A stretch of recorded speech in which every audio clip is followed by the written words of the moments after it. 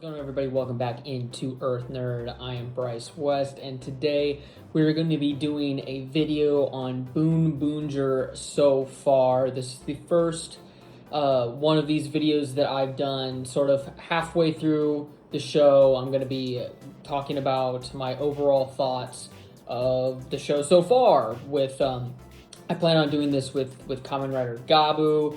Whenever I start doing reviews for Ultraman Arc, I will do that at the halfway point as well. But yeah, today we're doing it for Bakuage Sentai Boonboomger, the 48th season in Super Sentai. We've had a few, and now we're talking about Boonboomger, and I'm gonna try not to make this like a play-by-play of the first half of the show. I mean, we know what's going on in the show. If you're watching this video, you've seen the show, and if you want to know more of my thoughts on like plot details, you can check out my episode reviews.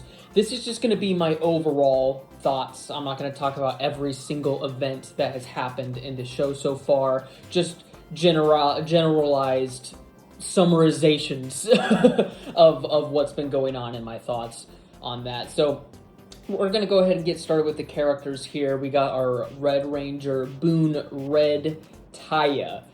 He's a pretty interesting Red Ranger so far. I mean, whenever we were getting our first looks and our first teases of Boonboomger, it looked like this was going to be a pretty goofy season, like something like Car Ranger or Zenkaiger, and it turns out that Taya is actually a fairly serious Red Ranger. He's not super over the top like somebody like Sosuke from Boonboomger or something like that, or Kaito from Zenkaiger. He's a pretty grounded character. In the first episode, we see him, sort of take Mira away from the altar, which made it go like, okay, we're gonna go absolutely crazy here. And then as the show goes on, he's actually a pretty serious dude and takes his job pretty seriously.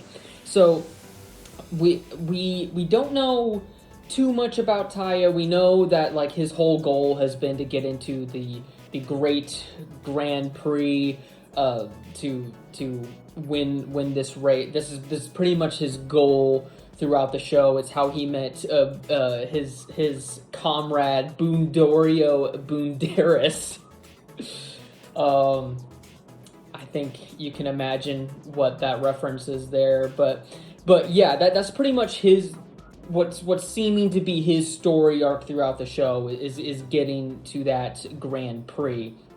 So it's not something super deep like what we're getting with somebody like Gemba, who has a really intense storyline, but I do think it'll be interesting, especially if they include some of the previous vehicle Sentai in the Grand Prix. I think that would be pretty cool to see, sort of like a Mario Kart style race with like all of the former vehicle themed Rangers. I think that would be really cool if that's what they're going for. I think that would be really neat. We've already seen the Go-Oners come in. We know the Tokugers are going to be coming in. I'll talk about that a little more later. But yeah, overall, I think Taya is a very serviceable leader.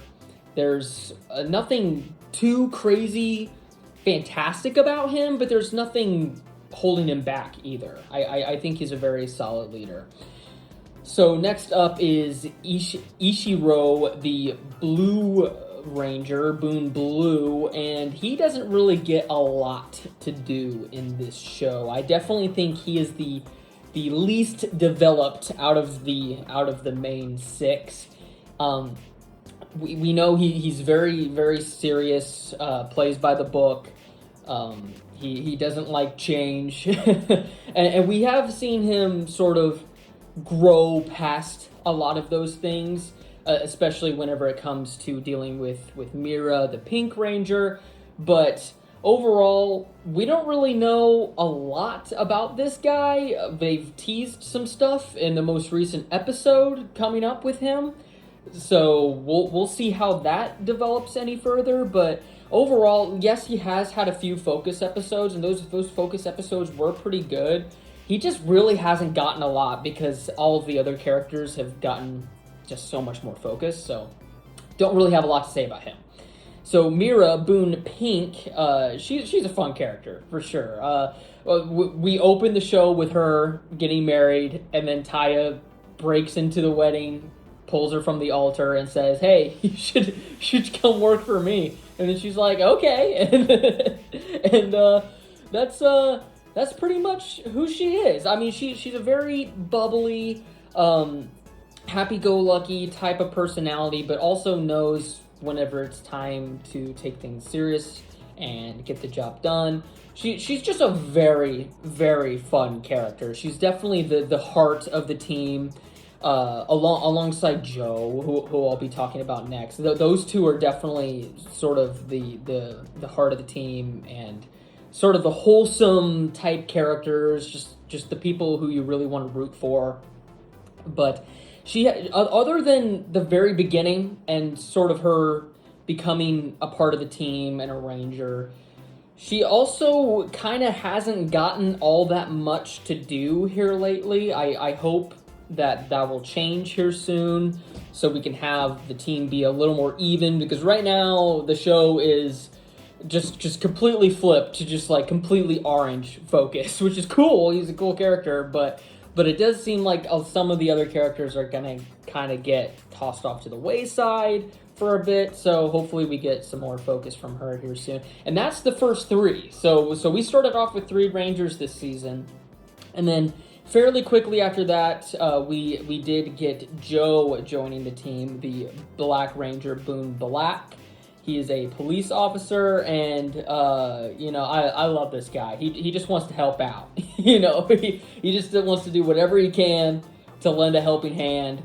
I love his personality. He is such a kind heart. We got to see a different side of him in the most recent episode. So that was very interesting to see. I wonder how much further they take that, if they are taking it any further. Joe is another one where he hasn't gotten a lot to do, but I think he's pretty fresh in our minds because of last week's episode, and it was a pretty good episode for him. So I mean, we really got to see just how much he truly cares for his comrades, his friends, the civilians. He's just a very, very kind-hearted character. I mean, he is just the kind one. He wants to do whatever he can to help out anyone in need, and I think that's just a really cool characteristic for a ranger. It feels very Power Rangers-esque. Where in like the first few seasons, all 6 of them were like that. That's just who all of them were. And it's not to say that like the other Rangers don't care, but he cares especially. And that's why I like him so much, I think. It's just his overwhelming carefulness for people. So that's why I love Joe. Gemba, seems like he's pretty much the main character of this show now. Boon Orange. He is sort of he started off as the supplier for the team, and then he later was convinced to join. He's like, all right, whatever. So that's pretty much all we got with him for a while. He was a very mysterious figure until we found out that he is an alien from another planet that got decimated by one of the villains. And now he has left the team to go on a revenge path to avenge his people. And yeah, that's pretty much where the entire story is revolving right now. I think even with this arc only being a few episodes in, it almost feels like he's gotten the most focus so far. Even though he didn't really get a lot of focus before. He was just kind of there and being mysterious, but now, he's really taken over the show, and it's not necessarily a bad thing. I do really like where they've taken his character. It's just, he's very, very present right now. So I am very interested to see in how far they're willing to take this, and how far they're willing, the writers are willing to let Gemba go on this revenge path, and how far the team is willing to let him go, because I have a feeling that he's going to start getting in the way at some point, and maybe putting people in danger, just to get his way of revenge. So we'll see. I don't know. This is going to be a very interesting arc for sure. And then lastly, we have Boon Violet Sakito. He is a human from space, so he was sort of abducted by his partner, Bune Diesel. Again, with the references through the names there, I'll let you figure out who that could be. But yeah, Bune Diesel kind of comes to Earth and goes like, "Hey kid, come with me," and then Sakito's like, "Well, okay, I got nothing else better to do here on Earth." So and then he just leaves with them. And then they become settlers, so they settle deals and disputes. He's basically like the cleanup guy, cleaning up other people's messes and stuff like that. So he is a very interesting character. He started off as sort of like a rival-ish character, and then very quickly they just kind of abandoned that whole idea and then just had him fully join the team. I wish he would have stayed a rival ranger for longer. I think once Mad Rex was destroyed, Taya kind of lost his whole thing, with him having the rivalry with him. And then when Sakito came to the show, we kind of got that back to where like Taya had a rival again, and then only a few episodes later, Boon Violet joined the team. So then it feels like Taya hasn't really had that much going on other than just kind of leading the team, storyline wise. So yeah, I wish he would have stayed a rival for longer. That being said, I do think he is a very fun character, very charismatic. I love his personality. And it'll be interesting to see, what they have him do now that he's a more permanent fixture on the team, especially with Gemba gone. He is kind of that fifth member now. So I don't know. We'll see about that. But yeah, as for the allies, we've got Boondorio, Boonderas, sort of with Red, and then Bune Diesel with Violet, as we've already discussed. They're pretty fun characters. They honestly kind of feel the same. It doesn't really feel like they're too different from each other. It's just one is partnered with Red and one's partnered with Violet. So it would be, and they were friends in the past. I don't know. It would be interesting to see some more differences between the two, because right now it just kind of feels like, okay, Red's partner, Violet's partner. And that's pretty much it. But Boondorio Boonderas actually I think both of them they're able to turn into the giant mech, which is cool. I don't think we get to see that very often. So that is pretty neat. And then we also have Shirabe. She's a part of the ISA. She's kind of their consultant, which is basically the government agency that meddles in the Boonboomger's business, because they're supposed to be a part of space affairs or something.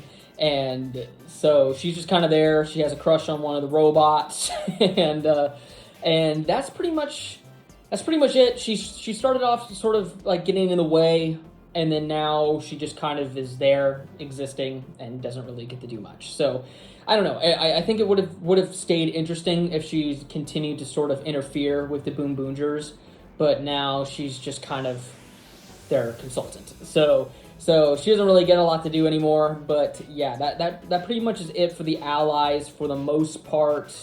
We do have some other ISA people who are doing some shady things, and then as well as Taya's teacher, former instructor, who also might be involved in some shady things, but we don't really know what's going on there so much, so I don't really have much to comment there. But as for the villains, so we have who I've been calling in my reviews so far, the three idiots who are Deco Trade, Itasha, and Yaya Yarukar.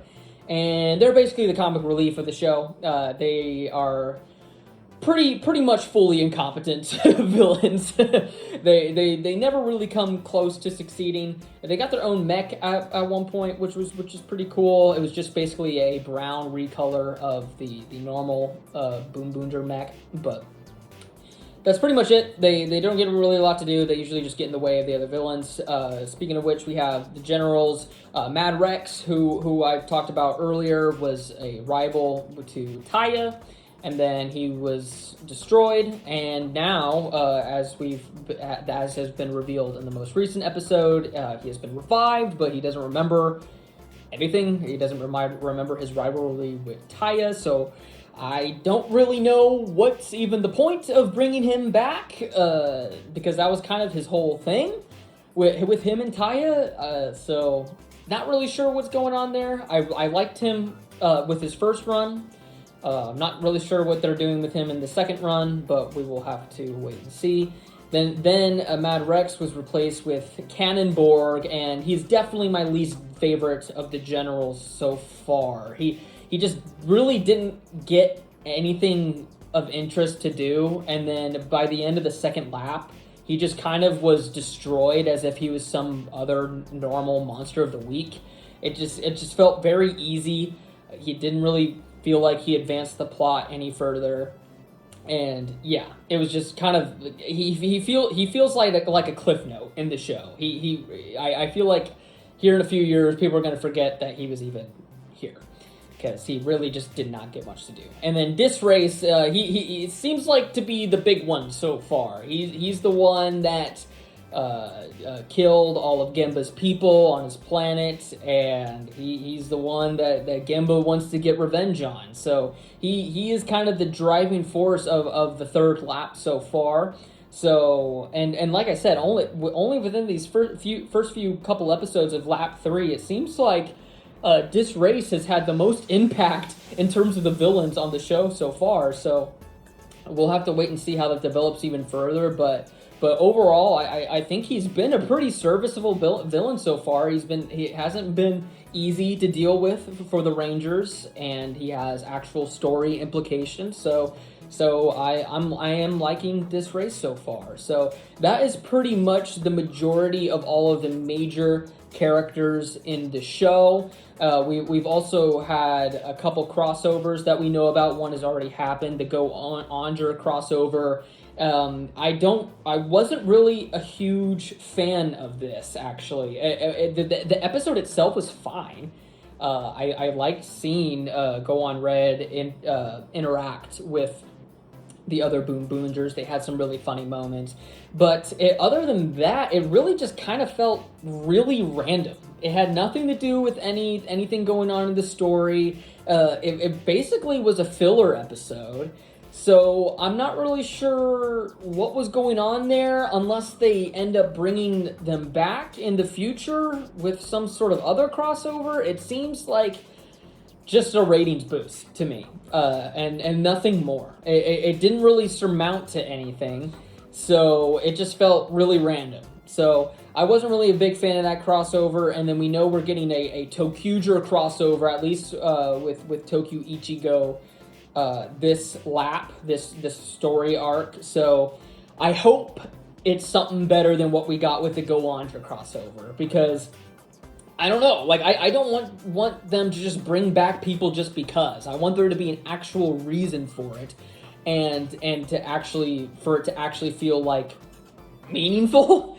And so I'm hoping that with the Tokuger crossover, especially since it's their 10-year anniversary this year, we get something a little bit more. But yeah, and then so I guess we could talk about the mechs now. I think they're really cool. I really like the mechs so far. I really want to get the toys, the Boom Boom cars. I'm not usually a mech person, but I really like these mechs, and I like the look of the cars and the other vehicles. And Boom Violet has a cool mech set as well. So yeah, I really enjoy the mechs this season. I think it'll be interesting to see once they probably get to the point where they combine them all into one really ugly looking monstrosity, because they do it every year and it never looks good. but especially last year with King Oger. Now, let me be clear. King Oger is like my second favorite season right now. So I love King Oger. I love pretty much everything about King Oger except for the mech. I do like the initial mech, but once they started like adding like 20 different robots to the thing, it looks absolutely ridiculous. And so yeah, I'm not really a huge fan of whenever they do that. So far, I think they've done a pretty good job of just putting a few pieces together and making things. They haven't really had too much of just absolute monstrosities with the mechs yet. So, but I'm sure once we get into like the episode 40 range, we'll have one where there's like 30 cars attached to one robot. but overall, I do really like the mechs more so than I usually do, because like I said, I'm not usually a mech person. But yeah, so overall, I think Boonboomger is turning out to be a pretty serviceable season. There are definitely some things that I wish it could be doing better right now, but overall, I am still fairly pleased with what we're getting so far. I think the Reiwa era for Super Sentai has been pretty decent so far. We haven't had any stinkers, with Kamen Rider, you could probably list off a few, but with Super Sentai, I haven't seen Kira Major yet. That's actually going to be my next watch, but Zenkaiger, Dawn Brothers, King Oger, they've all been great, So, and then Boonboomger is at least at this halfway point, I think going to get added to that list as well. I think there's a lot more that I'd like to see be done with this show, but we've got a whole nother half to do. So I think it can definitely be done. I would definitely like to see it the focus of the characters to be a little more even. I'd like there to be more stakes, which it does seem like we are getting in this arc, which is really cool. And if they're going to do crossovers, I want it to mean something. I don't want it just to be a crossover just to be a crossover. But with that being said, what are your thoughts on Bakuage Sentai Boonboomger so far? Where does it rank in your overall Super Sentai list? And is there anything that you think that could be done better right now, like with some of the complaints that I have? Let me know in the comments below. Thank you all so much for watching, and stay tuned to the channel because this Friday we're having a retro season review. I'm going to be reviewing the first season of Ultraman 1966. So stay tuned for that and more coming to the channel. Thank you all so much for watching. Take care.